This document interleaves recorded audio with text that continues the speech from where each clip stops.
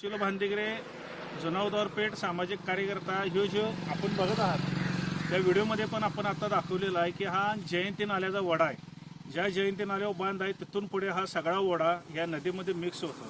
आज कोल्हापूर महानगरपालिकेच्या माध्यमातून अनेक ठिकाणी नाल्यांची सफाई चालू आहे। आज ही सफाई करत असताना ह्या नाल्याची किती वेळा सफाई झाली, या ठिकाणी कुठला JCB नवीन इथली कचरा घाण काढण्यात आली। ह्या 5-6 वर्षात किंवा 10 वर्षात तर या इकडं कोणी आलेलं नाही। 5-6 वर्ष तर प्रशासक होता आणि त्याच्या मागचे नगरसेवक पण इकडं कोण फिरकले नव्हते।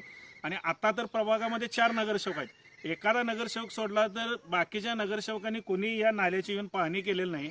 मी यासाठी का म्हणतोय की ह्या परिसर जो आहे जुनावदार तालमीच्या पाठीमागचा चाळे असतील, सिद्धार्थनगरचा परिसर असेल, हा पूरबाधित क्षेत्र आहे। त्याला ओढा लागून आहे आणि ज्यावेळी पुराची परिस्थिती येणार आहे त्यावेळी ह्या लोकांच्या घरामध्ये पाणी जाणार आहे। हे जर आपल्याला थांबवायचं असेल तर ह्या ओढ्यातील गाळ काढला पाहिजे, कचरा काढला पाहिजे।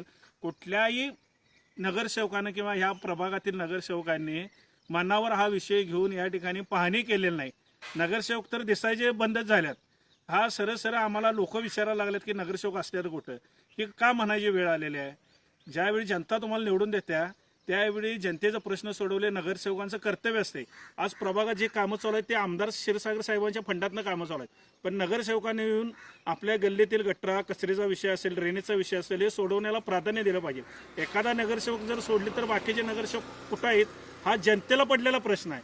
त्यामुळं ठीक आहे, आता 3-4 महिने झाले असतील, तुम्हाला काम समजावून महापालिकेला वेळ लागत असेल ठीक, तरी पण तुम्ही इथून पुढे ज्या भागातल्या समस्या आहेत त्या सोडवण्यासाठी प्राधान्याने नगरसेवकांनी पुढाकार घेतला पाहिजे।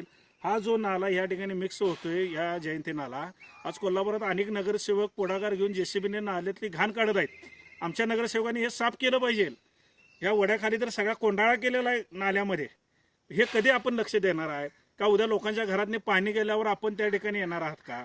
तर नगरसेवकांना पण माझी विनंती आहे आणि महानगरपालिकेचे आयुक्त असतील, स्टँडिंग चेअरमन असतील, या सगळ्यांना विनंती आहे की आपण एकदा येऊन ह्या तालमीच्या मागशील ओढा नाला तुम्ही बघा। ह्या ठिकाणी JCBनं गाळ काढा आणि नाल्याची ह्या सफाई तुम्ही करा, जेणेकरून नागरिकांच्या घरामध्ये पुरामध्ये पाणी जाणार नाही।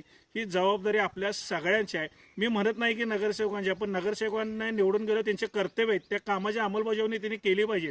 हीच या ठिकाणी आम्हाला नगरसेवकांना सांगायचं आहे, दाखवून द्यायचं होतं की आपण लवकरात लवकर आता लक्ष घाला आणि प्रभागामध्ये फिरून तुम्ही ही कामं करा, हीच एवढी विनंती।